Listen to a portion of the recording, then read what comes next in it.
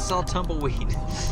It's like a cartoon. Alright, we're on a quest for Ryan Mountain. I think it has some elevation gain. I don't know, like 1,000. But I think the height once we get to the top will be around 5,500, which isn't bad. Joshua Tree I think is at 2,700, which explains why it's so much chillier than when we go into Palm Springs, even though it's not that far away. Subaru.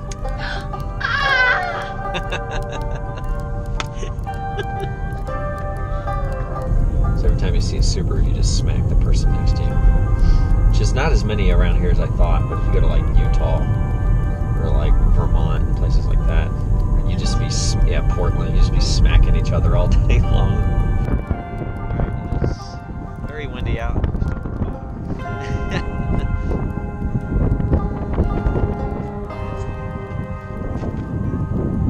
I see sheep though. Better be sheep. Better be bighorn sheep here.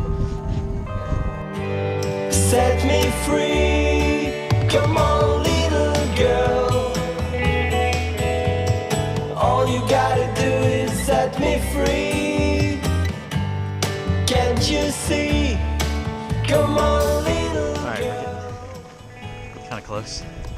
All you gotta do is set me free. The wind is definitely taxing to deal with. Look up the skies, Close to the top. all the stars above you. All the stars are saying do, do, do, do. Set me free, come on little girl. All you gotta do is set me free, oh yeah. We're sadly backing up this morning, but it has been a great trip. I was reminded of all the amazing things historically that have happened in deserts, especially if you look back at Jesus' time. Even the Desert Oracle edition, it's got some pretty crazy stuff in here. But the back of it says, it's a quote from somebody, "Christianity was not born with Christ, but with his death, and with the fanaticism of men like Saul and Paul, who were reprogrammed by blinding lights in the desert." So that's an interesting take on just really the amazing things that have happened in deserts that have been life transformational for people. Jesus often escaped into like the rocks in the desert, in the mountains, and that's really what you see behind me. It was probably similar to this terrain. Just reminded, if you watch any of my other travel videos, just how tiny of the details of that God pays attention to. You know, he could have just made big mountains for us to look at, but then you get down into the tiny little details, like the way that these are structured, the way the blooms are going to come through. So it's been a good week to look at the big and the small. So what you're looking at there is my attempt yesterday to take a little tiny flower in the desert with its dirt, popped it in a coffee cup and set it right up there. When we got on the bumpy road, it just fell right down.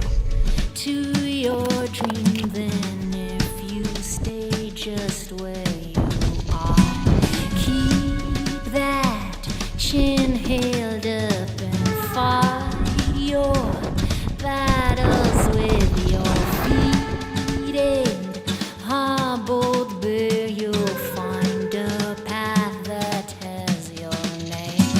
Alright, gonna get some coffee on the way back to LA. Ready to go again, ready to say goodbye when the sky is high. No reason to stay on ground. Lift your hands and you can. Yeah, I think we're near Redondo Beach, but that is where they go for the Little Miss Sunshine pageant, going from Albuquerque. Yeah, all the way into Redondo Beach at the Redondo Suites, I think. It's a pretty great scene.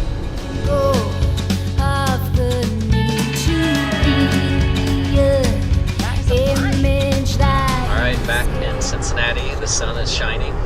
It's not necessarily warm out, but the sun is shining. What was the highlight of your trip? Keep in mind that our kids watch this channel. Probably that mountain that I told